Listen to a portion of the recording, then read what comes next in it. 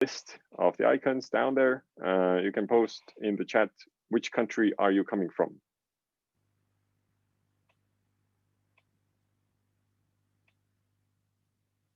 Then we can, Lithuania, it's close neighbors, welcome. Estonia, even closer. Estonia is now prominent with Finland. We still have Lithuania as well, Portugal. Nice, Southern Europe. Latvia, hi neighbors. This is the pre-event for the hackathon, the youth hackathon. So, and it's going to be kind of a hybrid event. So we're expecting about 300 people, half from all over the world and half from Estonia. And I can assume there's going to be a lot of people from international areas. Ukraine, Latvia, people who have joined, you can post in the chat, which you can find in the list. You can post which country are you coming from.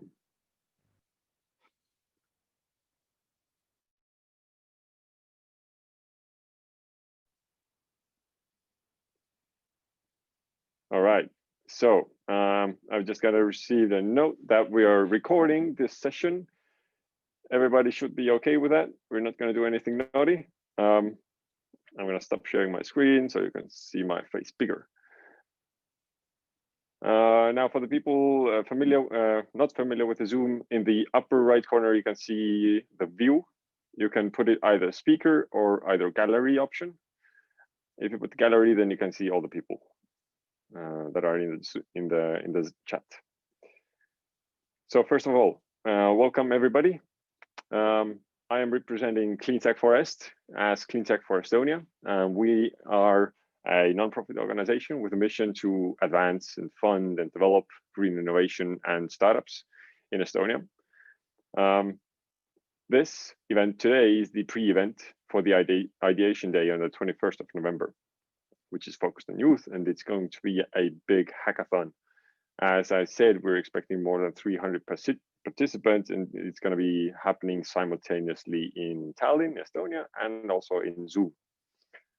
This event is brought to you by the Cleantech Forest, by Garage 48, and the Ministry of Environment. If you have questions today, we're going to have two keynote speakers, Ralf Marten and Marten Kaevats. And if you have questions or comments coming to your mind during the presentations, please also write them in the chat.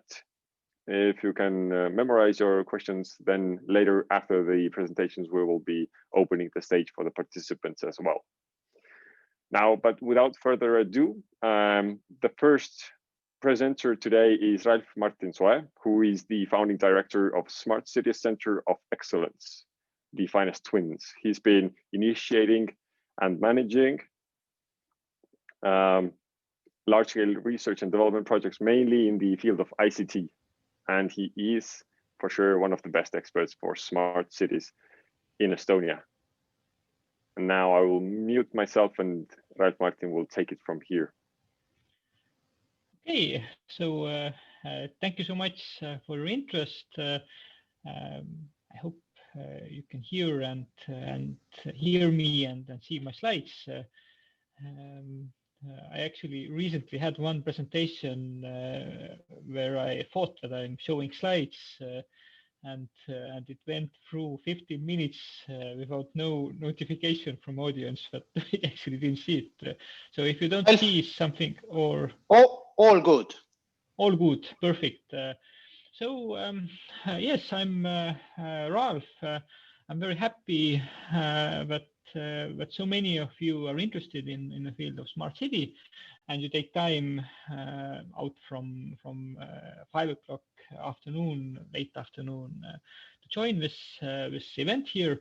And my goal is to introduce what is Smart City Center of Excellence on one hand, and secondly also push you towards maybe submitting some ideas in the field of clean tech smart city already before the big hackathon or ideathon that follows in a month from now, as we have quite recent challenge out with a very rapid deadline. So I will just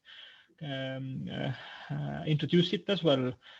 So I'm a researcher from Tallinn University of Technology, and I have been initiating a new research center here within the university called Finestream Smart City Center of Excellence. It's a totally new startup type of research and innovation center with initial grant of 30 million euros for the next 7 years to kick off all the operations and all the pilots and activities. So we have received one of the most competitive and biggest grants of Estonian universities of all time, and at the same time, I said that we see ourselves more like a startup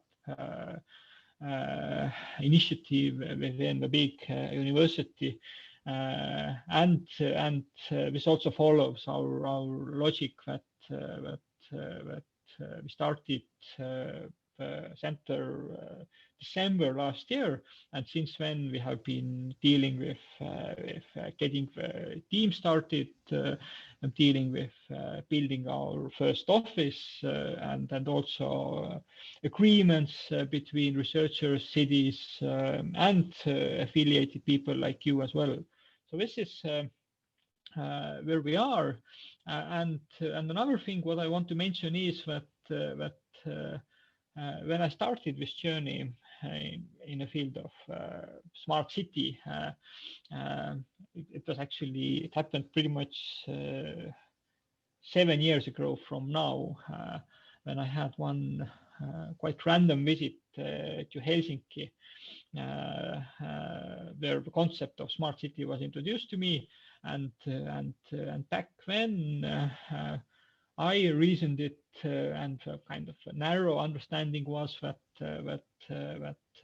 smart city is like a smart watch, kind of, that we have this digital layer in the cities, and the aim is to integrate cities and offer better services to the cities. And so that was quite narrow viewpoint, and it started already like 10-20 years ago, this concept of smart city. But what has happened in between is that most of you don't have any more phones.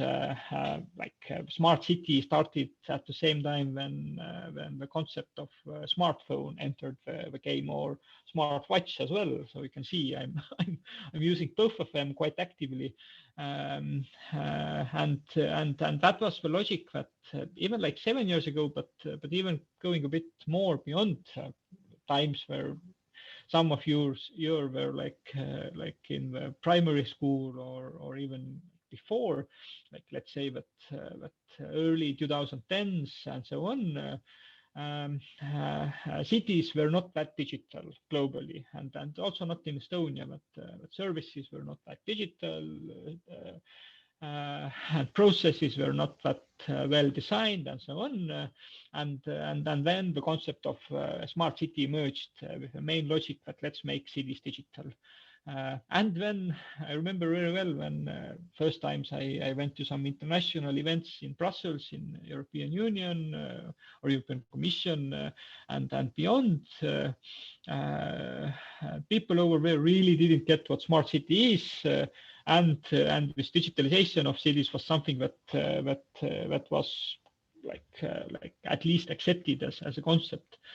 Now I would say that I don't follow and understand what smart city anymore is, because that has entered very broad dimension of including everything what happens in the city environment, which is nice.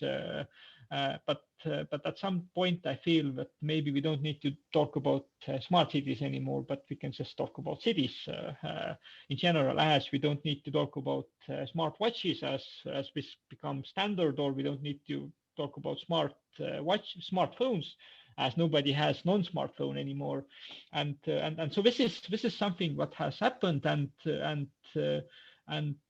another dimension and why this is important for you is that to some extent this basic digitalization, low-hanging fruits have realized. So cities have become more digital, more smarter, and now smart city also very clearly has climate-related goals. Which wasn't the case 6-7 years ago when I started conceptualizing this, and then I started with my PhD on smart city as well. But now I would say that we have moved from digital cities to energy and climate neutral cities, and the second part is even more important. And that being said, is that this brings it more topical to your hackathon and ideathon as well. We as a European Commission initiated center. Our goal is to become a world level research and development center. So that's something we're clearly targeting for, and we have quite strong international links and connections already now to New York State University, for example, or also to UN Habitat based in Barcelona, and so we are building those networks, and we are also working together with very closely with City of Helsinki, but also we had quite recently one event with City of Vienna, and then we are currently planning the next event with City of Paris. So we are broadening the network as well to become this world level center, and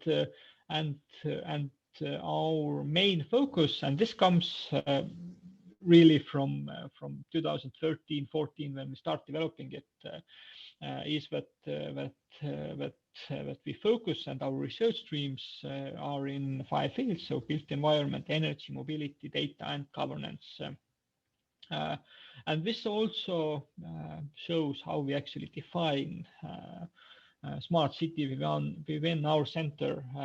So if you talk about definition, so we understand smart city as activities in the field of built environment, and activities in the field of energy, mobility, data, and governance. So this is our framework, and this doesn't mean that this is a framework that fits all, or that defines smart city as a concept in general, but this is just our narrower point, and shows our research groups as well.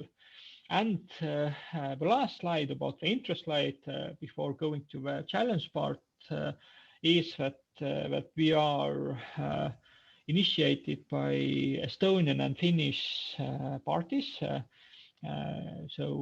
Forum Helsinki, which is an innovation company based, owned by City of Helsinki and based in Helsinki, was one of initiating founders of this center. And then we teamed up with Cleantech, Aalto University, and Ministry of Economic Affairs and Communications. And we are being mainly funded by European Commission through Horizon 2020, and also structural funds and small co-funding from Ministry of Education and Research from Estonia. So this is the general setup, and it's also very important to mention that we initiate research streams and innovation activities under the lead of Aalto University and Forum Helsinki. So most of our research stream are being led by professors from Aalto University side, and then the main innovation activities, innovation challenges are initiated or designed by Forum Helsinki. So we're carrying this knowledge from Finnish side also to the Center of Excellence, and we even consider ourselves to some extent a spin-off from Aalto and Forum Helsinki. another very strategical decision what we made was to open up our research and development investments as much as possible. And so we designed our piloting program, and we decided at the same time to invest approximately half of our entire budget to hands-on research and development pilots in the cities. So we are going out from labs as a first point, and secondly, instead of building infrastructure to university, which is the most common part, or building labs, or even like to some extent building just houses, and then using research funding for this, our approach is that we actually want to go to cities and really experiment with new technologies in the cities. And that's another dimension how at least I reason smart city and cities interested in this is that are they open to new technologies. And this also, like if we come to the like Estonian audience, we have quite many Estonians here, is that and to some extent other audiences as well, but having smart cities or cities driving towards becoming smart does not mean that we have full cities. At least in Estonian, we can say that we have those normative way of saying that if we have smart cities, that we should have like stupid cities as well. But if you talk about digital cities, or if we talk about cities open to new technologies, then this is our case. And when we talk about cities open to new technologies, some cities can be open to new technologies, having a key role in the city administration. So local government, city itself does innovation and is interested in new technologies, or alternatively, companies around that initiate new ideas. So city of Helsinki, for example, is strong in internal innovation and city's own role in driving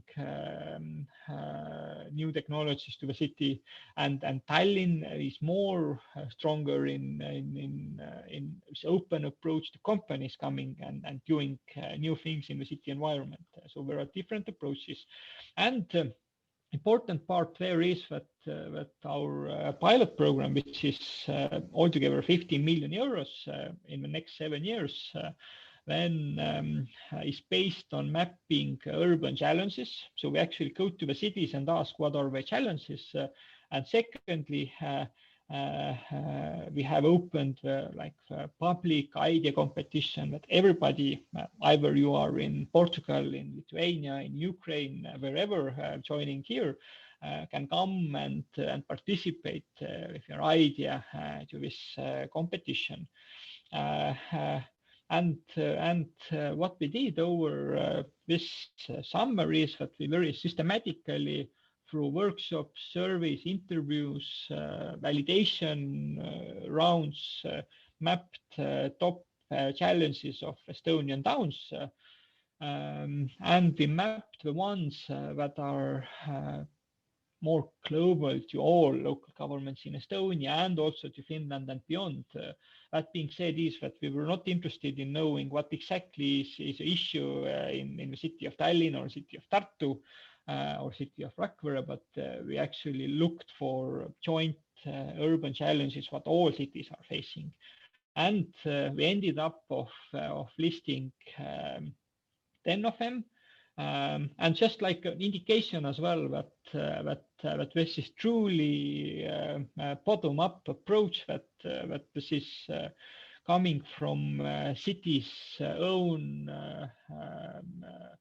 officials, and we have been facilitated various consensus meetings with them just to seek for a joint approach on the challenges, but these are not coming from researchers, but it actually comes from cities' own approach, and so we know that the future challenges in the field of energy are that but there's a high energy consumption of buildings and in general high level of carbon emissions in the energy production, definitely something of interest to you, and infrastructure development to attract investment and industry. In the field of built environment, urban planning is not comprehensive, optimal, nor sustainable. These are just the headings. Later, I will show the website where this is described in detail as well. In the field of transport and data, but we know that cities are claiming that there's a less integration between different modes of transport. Public transport is not insufficient and comfortable as it could be, and there are lack of fast and economical connections with larger towns. And the last one is that skills and capabilities to gather and use data are low. Data gathered is not accessible for different target groups, and public services are not conveniently accessible to all user groups. And now I'm coming to this, and this is the last slide before the thank you slide. But if some of the challenges is something that you think that okay, that have this great idea that I would like to contribute to coming and helping cities with that, then feel free to check the more detailed challenges and also conditions on the website. So taltech.ee/en/smart city, and we promise that we will actually deliver the strongest ideas as well with the help of researchers, with the help of cities involved. So that's the main intro from my side. I have some other slides, but I would just conclude it here as I'm cautious of time, and your attention has been grateful. Yeah. So. Thank you very much. Now, people, if you go to the list of icons down there, you can find the reactions, and you can put an icon such as. Thank you very much, Ralf, Marten, for the presentation on it. Sounds very futuristic topic, and I believe that the most of the audience that we have here today are also kind of the tech or the digital generation, and I see a lot of potential from them as well. We will leave the questions in the end after the second presentation. So we will be going forward with the presentation from Marten Kaevats. Marten, are you there? I am here, and hopefully now there is video also. We can see you as well. So I'll do just a pre-question. How much time do I have? And what do you actually want to listen? I can explain a lot, but I can manage. But how much time do you have? We'll give you 20 minutes plus minus takeoff. Yeah, 3, 5. Okay. So do you want me to do the introduction for you as well, or you're maybe more comprehensive to do it yourself? Yeah, probably I can. Yeah. So I'll just start off. Yes. So hello everybody. My name is Marten Kaevats. I'm a national digital advisor for the government of Estonia. This means that I'm actually responsible for everything digital and innovation related here in my country. And I'm trained as an architect city planner. So I actually learned how to build buildings, but currently I'm kind of responsible for the governance architecture of Estonia. And because I come from a city planning, then the topic of smart city is truly close to my heart. I've been an active bicycle promoter for the most part of life since 1995. And since about 2011, I think, I've been promoting cars, meaning mainly self-driving cars. So yeah, basically being part of the smart city kind of narrative from a very early on. And as Ralf Marten actually mentioned, the definition or the understanding of what the smart city actually is actually fundamental to this discussion. And again, totally agreeing with Ralf's point that Actually, if you talk about smart city, then various groups of people have a very, very different understanding what it actually means or what it is, and so on. And it has grown in terms of the hype cycle of different stuff. But yeah, basically for the background and history, basically still the initial concept of a smart city was conceived mainly by, for example, IBM, the big tech companies, in order to sell more gadgets. So that these kinds of different sensors and different gadgets would be able to sell them. Then smart city in the initial phase was a marketing concept. But again, a lot of things have changed, as Ralf already mentioned as well. And more or less what I would like to kind of bring out or look at is that smart city actually has got very little to do with technology. It's mainly about how do you actually change people's lives and actually make smart decisions. So one of the biggest challenges that Ralf Martin also pointed out is the built environment or the urban planning side of things. So making any changes or adjustments in that, it basically needs just smart urban planning. Yes, all of these sensors, all of the data and all of the different services can help a lot, but still the fundamental baseline is just need to have a good urban planning background. And as I'm more or less have a background in both of them, meaning the urban planning one and the digital governance, then I think starting from smart decision making is fundamentally important. And the part that Ralf didn't mention about the Smart City of Excellence that they're doing as well, the fundamental part is putting all of these different gadgetry and different data sources together. Mainly what Ralf is talking about is the governance of it. So how do you build and govern those various different systems, and how do you do them in a way that in nowadays way, what it means is how do you govern those very complex systems without not necessarily becoming a big brother.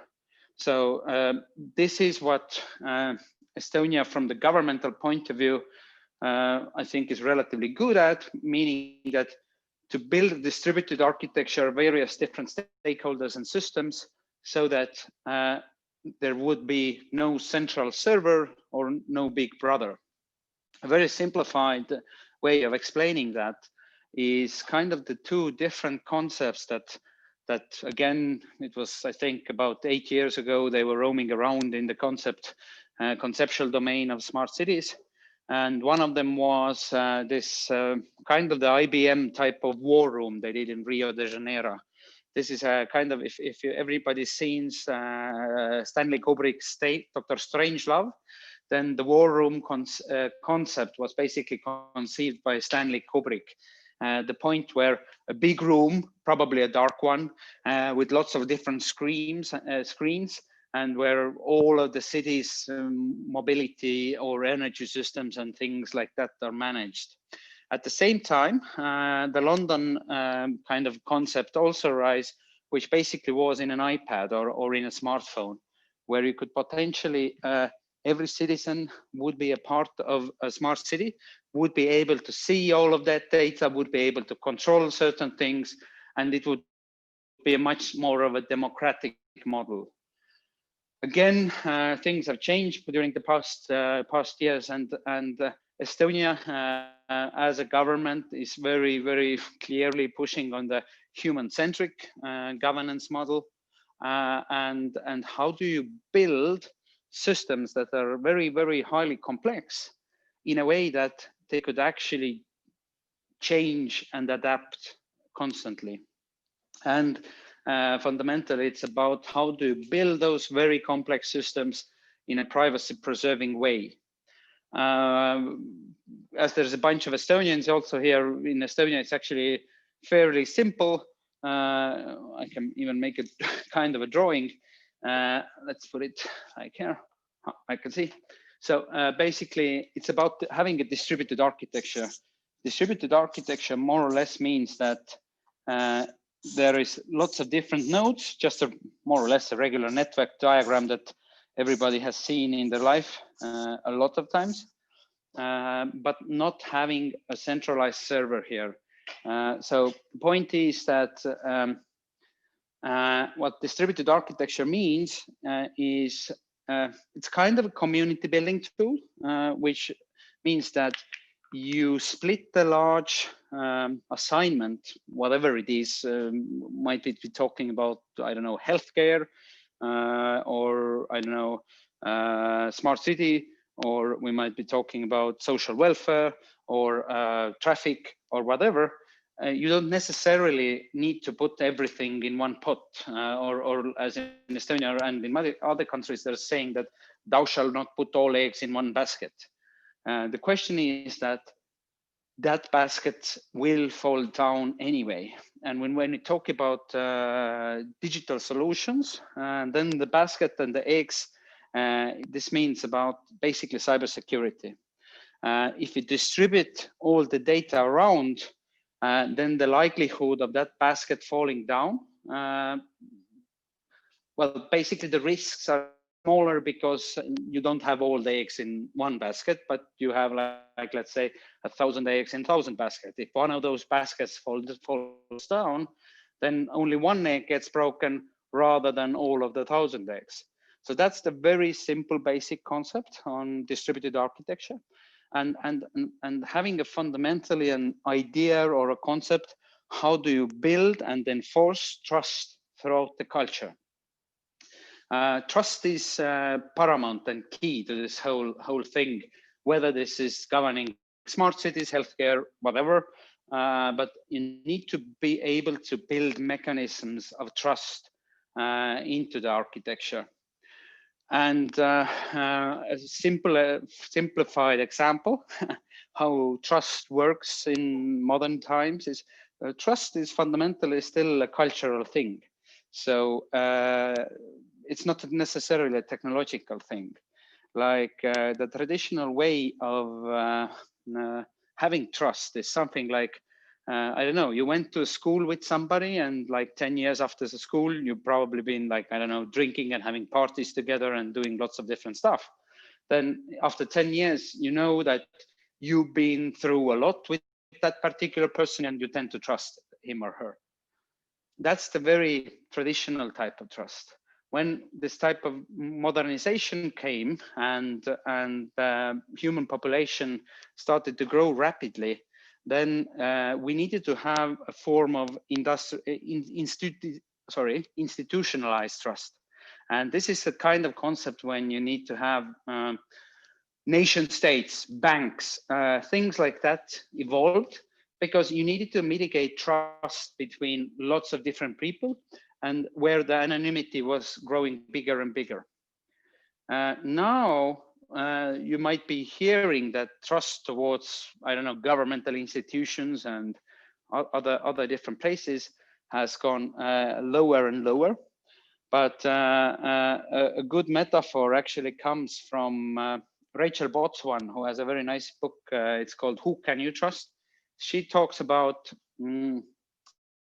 trust through a metaphor. And if you've been ever to basic physics class, then you probably heard the what's it, energiajäävuse, or there's always a constant amount of energy in the world. Basically, it only changes form, but there is always in the world a constant amount of energy. But trust is the same. There is always, as a metaphor, of course, there's always a constant amount of trust, just changing shape. And what has happened now with the rise of information society and digital tools is that there's a new domain of trust, and this is currently by Rachel Botswan called distributed trust. A very simplified example of distributed trust is like, for example, if you're ever encountering somebody who you want to have a more serious interaction, let's say a potential boy or girlfriend or a business partner, then nowadays you tend to Google. Maybe perhaps in a smaller community, you find somebody who both of you know, and then you can probably ask that person that, oh, is he or she trustworthy? And in terms of business, there is different registers that you can check out whether that particular company, for example, is trustworthy. This is the very basic mechanism of distributed trust. But if you can see technological surveillance capital, well, basically platform capitalistic examples such as Airbnb or even like Bolts and Uber or things like that, that what these platform capitalistic examples actually show is that technology can help to scale trust. And if you know anything about different blockchain applications where you don't necessarily need to have a centralized server, then blockchain is kind of the trust mechanism on steroids. But now, linking all of this back to the smart city idea is that in order to build a city, we fundamentally need to have a trust architecture in place. And nowadays, these different trust architectures are playing a lot around with this idea of distributed trust, the idea that you don't need to necessarily control things, but rather build an architecture that people themselves are empowered and so that they could be trusted. So again, a very simplified example of this would be something like if you take trust into two different parts, then what it means for a very everyday casual situation in a city or in a government, it means basically that you've, one, gotten a very good service, and second, you heard nothing bad about it. Getting a very good service is actually, from a public sector point of view, a cultural thing. This means that the public sector, whether this is a municipality in the context of smart city or the national government, needs to completely redesign the way services are delivered. And this is a very, very difficult thing to do because bureaucrats basically are stuck in their business as usual routines, and changing their routines is very, very difficult. Second part of that trust is that you've heard nothing bad about that. And hearing nothing bad means that there is a set of transparency technologies in place that help you to mitigate potential fraud, risk, or misuse of authority. And in Estonia, basically what it means for us is that all of our different governmental information systems, log files are blockchained, which means that if anybody changes anything in some place, there is always a flag up, but also that if you as a citizen are the owner and in control of your information, then you always can go and see who has been looking at your data, when and why. So this gives, for example, the Estonian ecosystem like fundamental base layer of transparency. So if, for example, any given governmental authority is doing something bad or is an asshole, for example, then hopefully there is always a mark in some kind of database that you can say that, hey, somebody misused the power given to them. But also smart city and trust and all of these different issues that I've been ranting about. The main thing about this smartness of cities or whatever is that, sorry, technology has got very little to do with this. This is fundamentally a change in mindset and culture. But the main thing is that changing mindsets and culture takes much longer than implementing yet another gadget. Although, yes, like probably imagining that we all would be talking like we are doing over Zoom now, this was not the standard a year ago. Like 10 years ago, we were beeping or ringing yourself an Uber or a Bolt or whatever ride-hailing service you use. This was like black magic.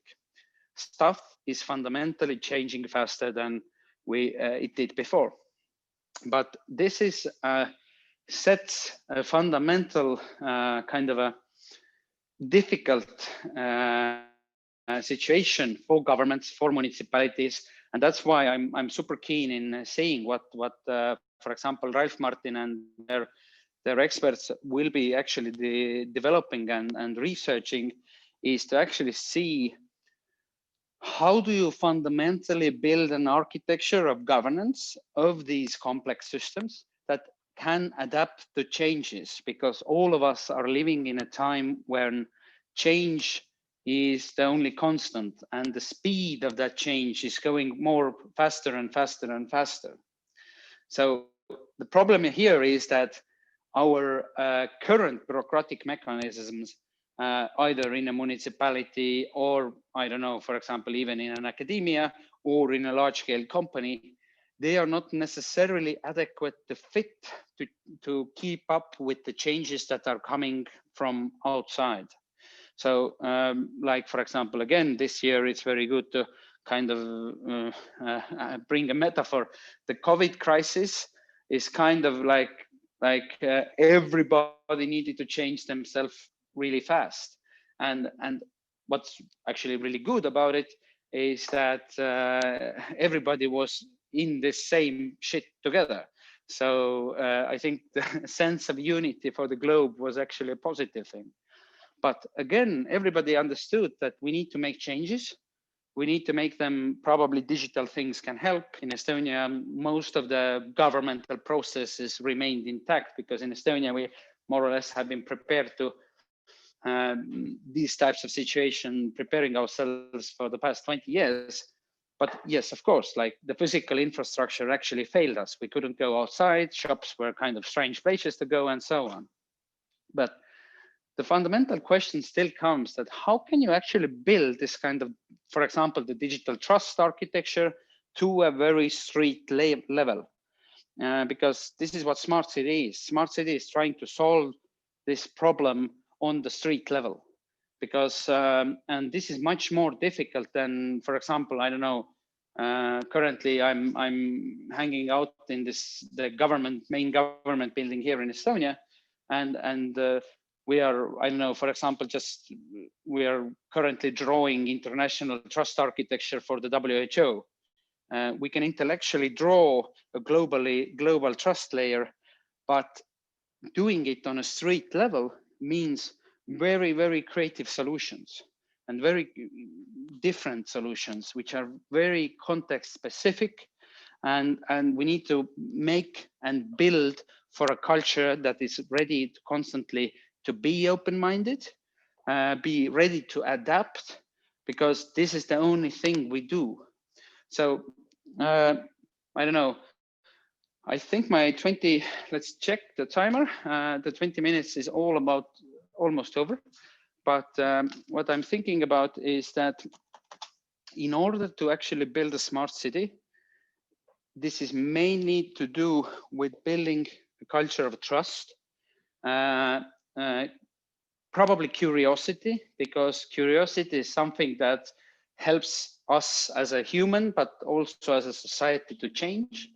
And I think that there is definitely a need of empathy for understanding other people, because what we are seeing in the social media, how Facebook, for example, is making echo chambers, how fake news, how conspiracy theories are spreading, then we need to have empathy in order to have an interest towards other people and start from that. Technology can help in building transparency, in building efficiency, comfort, and so on. But fundamentally, this will be about building cities around humans rather than technology. And if you are kind of studying this, then a very good place to start from is an index, EMD. The EMD is a kind of a nice school in Lausanne in Switzerland. They've also published the International Global Competitiveness Index, but EMD does a very good smart city index, which is mainly about how the citizens, usually smart city indexes are built around how many, in a simplified way, how many sensors per square kilometer do you have? And this is utterly stupid to see the world this way. But the EMD Smart City Index sees the smart cityness about how does this technology actually change my life as a citizen of the city. So does it help me or not? And if you see the smart city from the human eyes, then I think you would be starting in the right place. Thank you. Thank you very much, Marten, for this very insightful presentation. So now, yes, the reactions. Please use your hands for clapping, or if you don't have the audio on, you can put the icon. So we have a couple of questions for the presenters as well. First of all, there's a question to Marten. Quite a straightforward question. When and if Tallinn will be a car-free city in the future? Well, when the old school bureaucrats currently dominating this city are rotten and completely changed by a new generation. I've been actually pushing this story from 1997, and the utter corruptness and incompetence of civil servants in the city is, let's say, devastating. That is a very straightforward answer as well. Now a question for both of you. What cities are the global role models for smart cities, and why? And what's the stake on Estonia in there as well, maybe? Yes, so it depends on where you look at. If you take for like digitization and robotization, then we can say that Singapore stands out, and even Estonia stands out to some extent, Tallinn especially. If you talk about innovation projects, then it's very common to have New York, Amsterdam, Barcelona, and also Helsinki as involved, just like what kind of large-scale smart city projects there are.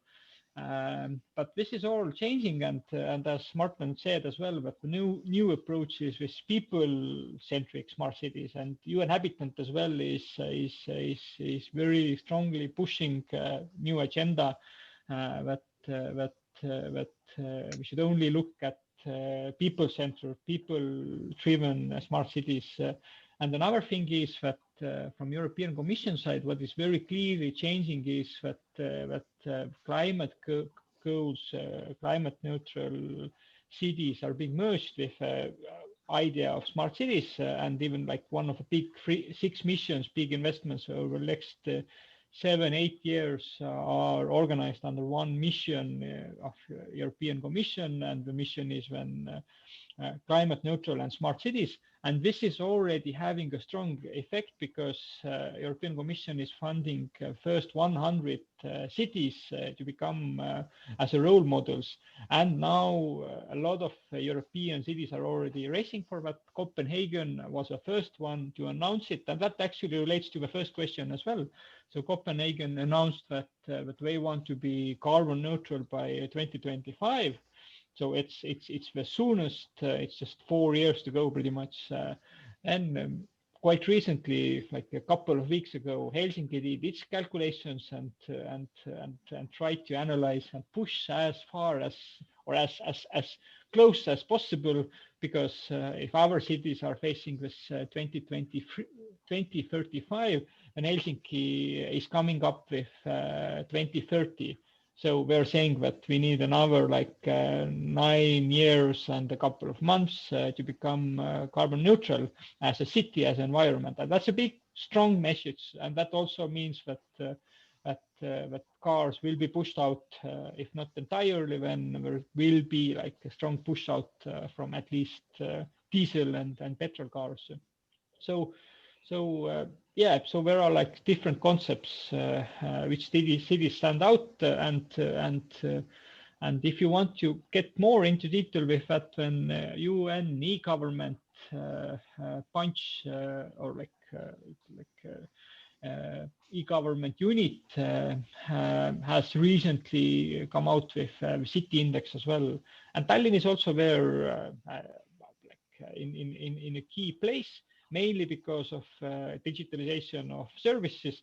And this isn't that much coming even from the city itself side, but from the government main architecture, meaning that but most local government services are digital in Estonia because the main government infrastructure allows it.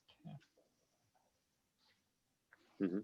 So yeah, and from your point of view, basically all the same all the same places that Ralf mentioned. Personally passionate about Copenhagen and Amsterdam, about bike friendliness and the human-centric the young Gale type of city planning, which basically means that you should plan a city towards the speed of walking, so more human-centric space. But fundamentally, this is actually important for the competitiveness of those cities, because those cities actually need to attract talent, because currently talent is global. And if the life quality in the city is optimal, then that actually helps to build a better economy. But yeah, same things as Ralf said, basically. Mm-hmm. For our audience, if you have any questions, then you can, if you open the participants icon, you can see the participants, and you can see a blue hand like this. And that's called raise hand. If you raise your hand, we can unmute you. If you cannot unmute yourself, and you can ask a question directly from the presenters. If you would like to put your questions in a written form, then you can use the chat for that. While people are taking more courage in, there's more questions coming, and one of them is, can smart be environmentally friendly, or the smart tech is a burden for the environment? And if it's possible, bring some examples. I would say so. Yeah, go. Yeah, I'll do a quick one. Yes, of course it can be. Of course, there are issues with servers and stuff. But if you actually take, for example, smart governance, where you actually don't necessarily need to move paper physically from one location to another, that kind of saves a shitloads of energy. But also I do agree that there are issues around those things, and they can be made optimal. Basically, the main benefits for the green side, in a way, come from the concept that basically you need to move less to get things done, in a very simplified way. But again, it can be green as well. It's a more complex issue. Yeah, as I agree, but it can be both sides. Maybe one example that just came to a discussion point today was the city, the waste management system, and in general, waste management broadly, but very much comes to the local citizen level, but and personal level as well, but to actually separate and collect different waste what you are producing, and then it comes to the city level, but how it is organized and how it's collected, and at this stage this really needs some kind of tech component that is missing, meaning that we need some kind of solution for, first of all, for container that personal containers and local housing union containers that contain 5 different components coming from a waste consumption, and then secondly we also need some kind of more dynamic approach to collection, not that we have those diesel cars going by each house, house, either it is a private or a bigger one, exactly at the same day every week, and making kind of a route, but trying to adjust it with sensors that collect only if there is actual production, and also make it more convenient for people at homes to separate and have stronger incentives as well. But for example, if you have 5 container recycle bin where you can add different parts and different types of waste, and it is managed by sensors, meaning that if your glass bottles or plastic waste or bio waste or whichever gets to the level of 70-80%, then the next day, the day after, or whatever the schedule is, it will be automatically managed and taken care of, and you can optimize also the actual carbon footprint of those diesel cars that collect it. So this is something I have been thinking that how tech can contribute to it, and also at the same time really making sure that that you don't increase the number of travels and the number of those cars collecting the waste at the same time. So it's kind of like optimizing game here. Okay, thank you. So in our audience, there's a lot of youth, a lot of young people. So basically, our kind of generation, we can be considered old, right? So we have kind of grown with the technology. Now these more younger generation, they have grown into the technology. So they have grown when the tech is already kind of invented. What kind of potential do you see there, and what is your recommendation for these people if they will be taking part in the hackathon on the 21st of November? What should they be looking or concentrating on? So you can also switch on my video. It's okay if I smoke during the gig. But the point I would like to make is that you own basic. Okay, sorry. You only become old when your memories outweigh your dreams. And the question that was previously asked was basically that Tallinn municipality will change when young people will actually go and work and get some shit done there. And start from helping out Ralf, because he has quite a lot of money also to get stuff done. But push your ideas and don't be hesitated when those old guys with mustaches come to you and say that it's not possible. It is. Just push it. And another thing is take some time off from digitalization. Really like from consumption of different portals, from consumption of smartphone in general, and because like we come from times where we didn't have technology in our schools, and for example, if I really wanted to mess up and not go to the school, my parents were not automatically notified, and I could actually handle it myself. And even if we go back to generations when my grandmother and grandfather, they were quite old, they got separated during Second World War time because they didn't have any connection with each other, and both of them needed to move, and later it took a couple of years before they found themselves.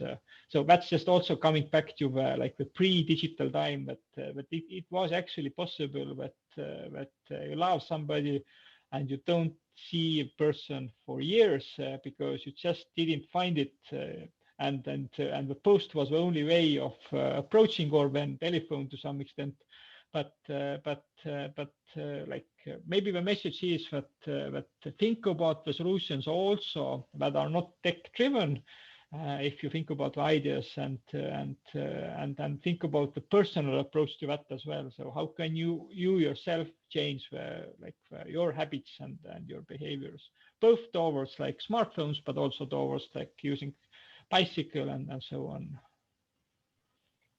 Okay, thank you. This is definitely a very good recommendation for all the people here listening to us. We will later also share the recording to our Facebook groups as well, for those who couldn't join us here. But meanwhile, I'm going to put in the chat a link where you can also find the event that we've been talking about, the 21st of November, the Empowering Youth Green Together. The last kind of wrapping up words, I want to say a huge thank you for our presenters, Ralf, and Marten Kaevats, for finding the time in your very tight time schedule. We're aware that you're very busy people with large scale projects. And thank you, Marten, also for the Old Tallinn city tour that you are giving us at the moment. and hopefully we'll be seeing all of you at the hackathon on the 21st of November. So stay tuned and register for the event. Thank you very much. Yeah. Ciao. Ciao, ciao.